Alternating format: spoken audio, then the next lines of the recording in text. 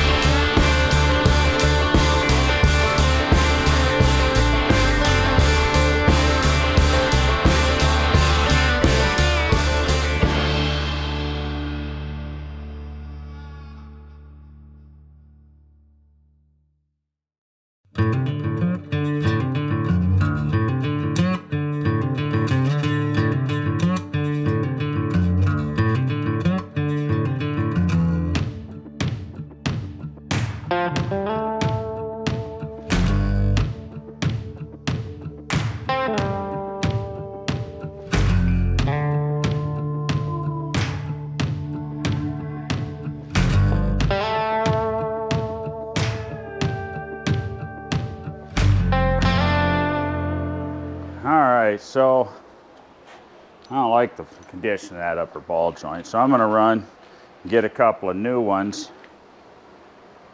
Here's our ball joint socket, 36-inch breaker bar. That ain't 36, that's probably 24.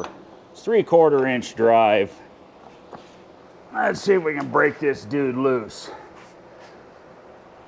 Oh, look at that. It's actually going to behave itself. These things can be a real bear sometimes on these old Mopars. This one's gonna come out. Whoa! Or I'm gonna fall on my ass. There, that'll make you laugh.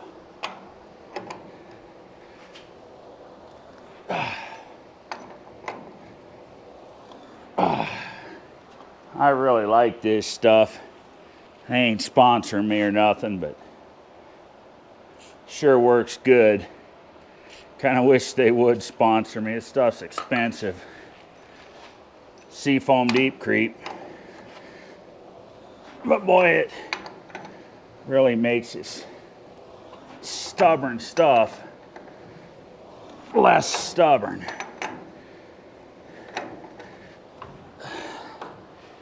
All right.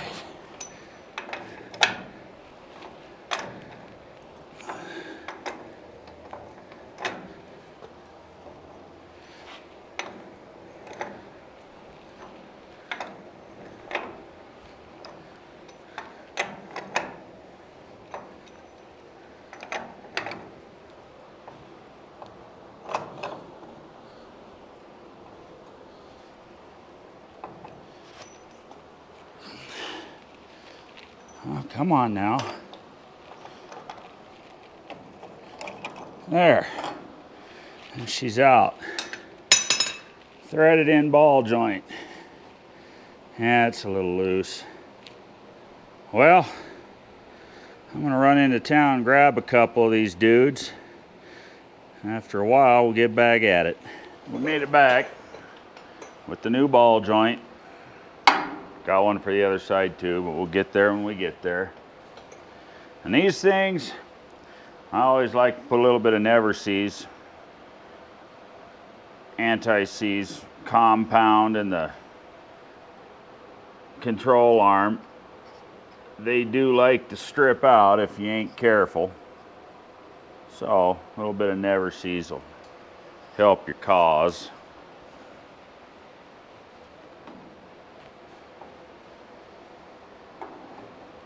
Biggest thing is to get it started going in there straight. Once you get it offset a little bit or kind of cross threaded, it'll screw you every time. A little bit of downward pressure to get it started. And just screw it in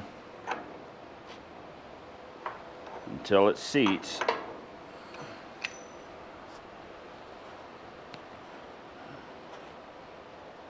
There it goes.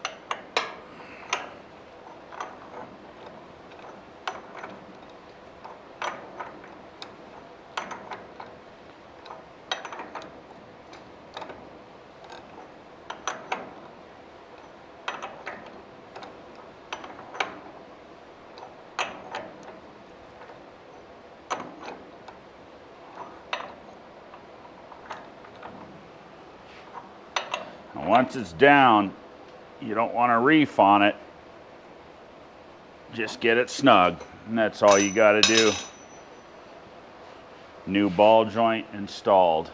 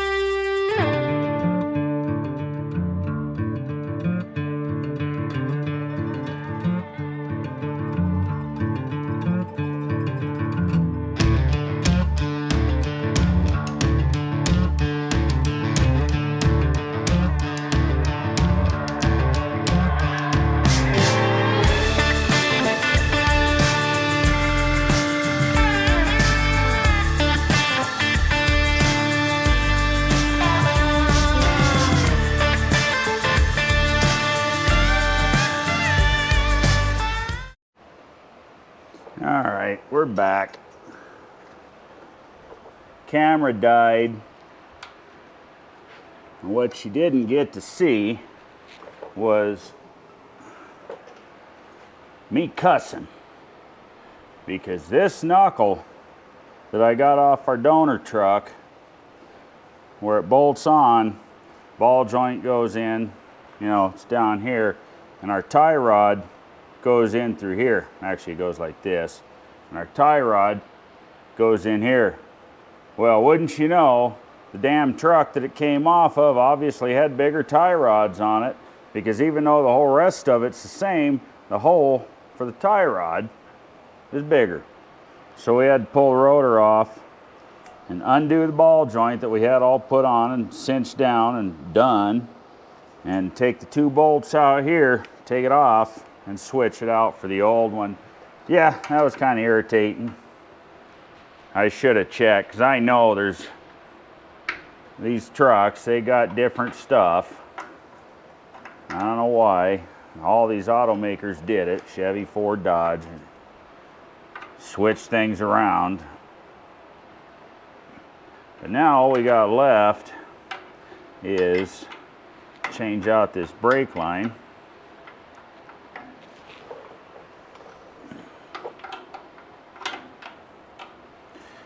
And we'll be done.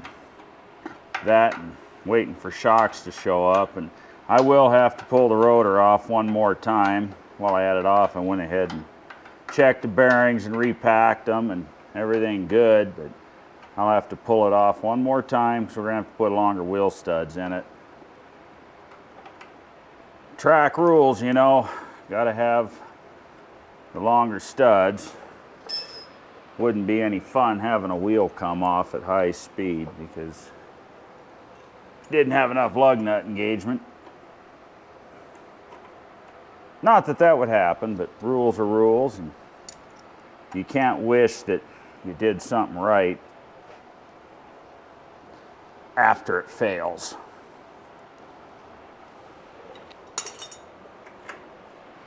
We have already seen what happens when things go south on the racetrack. Doing it right saves lives. So that's what we're gonna do. Oh.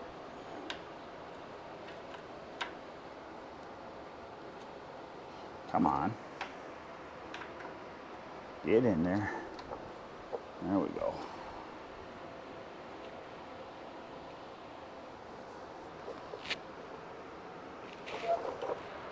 Well, I had brought a small hammer. Here it is.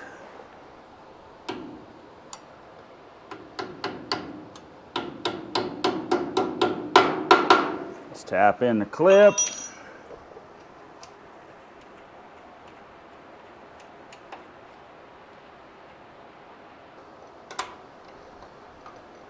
I always like to use a line wrench.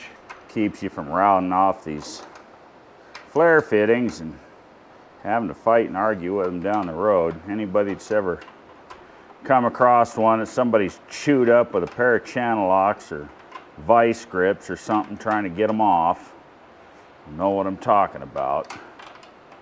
It's a real son of a bitch when they get messed up.